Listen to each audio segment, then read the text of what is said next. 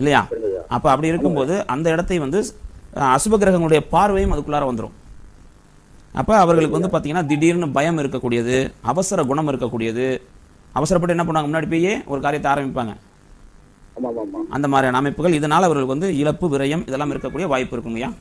ஆனால் இப்போ நடக்கக்கூடிய தசா புத்தி உங்களை பொறுத்த மட்டும் பாக்கிய நிலையில தான் இருக்குது. சனி திசையில் குரு புத்தியில் சுக்கிரநந்திரன் ஓடிக்கிட்டு இருக்கு. பொருளாதாரம் ஒரு குறைந்த அளவில் இல்லைங்காம குறைந்த அளவில் வந்துகிட்டே இருக்கக்கூடிய வாய்ப்பு இருக்கும். இல்லைங்க, பொழப்பே சரியா இல்லைங்களா, நம்பி எங்க போனாலும் நம்மளை ஏமாத்துறாங்க. ஐயா நீங்களே இப்போ என்ன சொன்னீங்க, பொழப்பு எனக்கு சரியா இல்லைன்னு தான் சொல்றீங்க. பொழப்பே இல்லைன்னு நீங்க சொல்லல, சரியா? பொழப்பே இல்லைங்கிறது வேற, பொழப்பு எனக்கு சரியா இல்லைங்கிறது வேற. நான் அதை தான் சொல்லியிருக்கேன், உங்களுக்கு பொழப்பு முழுமையா இருக்காது. வாரத்தில் 3 நாள் 4 நாள் வேலை போனாலே பெரிய விஷயம் தான். ஆனால் வாரத்தில் 2 நாளாவது 3 நாளாவது கண்டிப்பாக வேலை இருந்துடும். வாரத்தில் மொத்தம் 7 நாட்கள், 7 நாட்களில் 3 நாள் வேலை இருக்கும், 4 நாள் வேலை இருக்காது. அந்த 3 நாளும் பார்த்தீங்கன்னா முதல் நாள் வேலை இருக்கும், மறுநாள் வேலை இருக்காது, அடுத்த நாள் வேலை இருக்கும். சரியா? இடையிடையே இந்த ஓய்வை கொடுக்கக்கூடிய அமைப்பு வந்து இருந்துகிட்டு இருக்கும். அதே சமயத்தில் நம்ம ஒரு கன்ஸ்ட்ரக்ஷனாக பண்ணிட்டு இருக்கீங்க, ஒரு கான்ட்ராக்ட் பேசிக்கில் வேலை பார்க்குறீங்க அப்படின்னாக்க நம்ம சொல்லக்கூடியதை அவங்க வந்து இது பண்ண மாட்டாங்க, ஏற்றுக்க மாட்டாங்க. அவங்க சொல்றது நமக்கு கஷ்டமா இருக்கு. நம்ம ஒரு கொட்டேஷன் கொடுக்குறோம், அந்த கொட்டேஷன் அவங்க இஷ்டத்துக்கு மாத்தினா எப்படி ஆகுறது? வேலை பார்க்க போறது நம்ம தானே.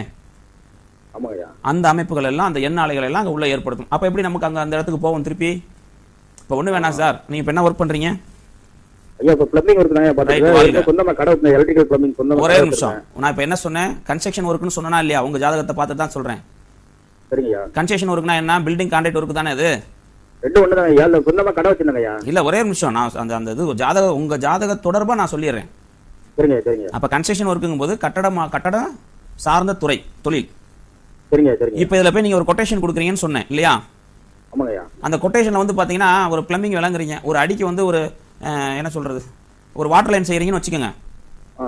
ஒரு அடிக்கு வந்து நான் 15 ரூபா 20 ரூபா போடுறீங்க, 1 இன்ச் பைப்புக்கு ஒரு அடிக்கு 15 ரூபான்னு போடுறீங்கன்னு வைப்போம். ஆனா அவங்க என்ன பண்ணுவாங்க, 10 ரூபா தான் தரேம்பாங்க. அப்ப என்ன ஆகும், உங்களுக்கு உங்க மனசு சோர்வை அடைந்துடும். ஏன்னா உங்களுக்கு சந்திரன் என்னவா இருக்காரு, ராகுவா இருக்காரு. பிரம்மாண்டத்தை கொடுத்து ஆனா அந்த இன்ஜினியர் நமக்கு வேலை கிடைச்சிருச்சுன்னா நமக்கு ரெகுலரா வேலை இருக்குங்கிற ஒரு மன எண்ணத்தை ஏற்படுத்திடும். அந்த அமைப்பை கொடுத்து அந்த இடத்த போய் நம்மளை சந்திக்கவும் வச்சிரும். ஆனா அங்க வேலை செய்ய விடுமானா விடாது. மறுபடியும் கடை வைக்கலாங்க. உங்களுடைய கடை அமைப்பு வந்து பாத்தீங்கன்னா உங்க மன திருப்திக்கு வேணா நீங்க வச்சுக்கலாங்கய்யா.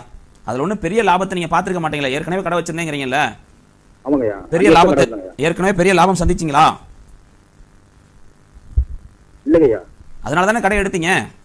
இல்ல லாபம் இல்லாம இல்ல, அண்ணன் கொஞ்சம் நிறைய பேருக்கு கடன் கொடுத்துட்டாப்ல. ஐயா நம்ம லாபம் எடுக்க முடியாது, அவ்வளவுதான். நம்ம லாபம் எடுக்கலங்க ஐயா. அப்ப என்ன ஆகும், அதை விட்டுட்டு நம்ம வந்துருவோம். அப்ப திருப்பி ஆரம்பிக்க போறீங்க அப்படிங்கும்போது நிதானிச்சு செய்யணும் ஒண்ணு. ஆனா அதுல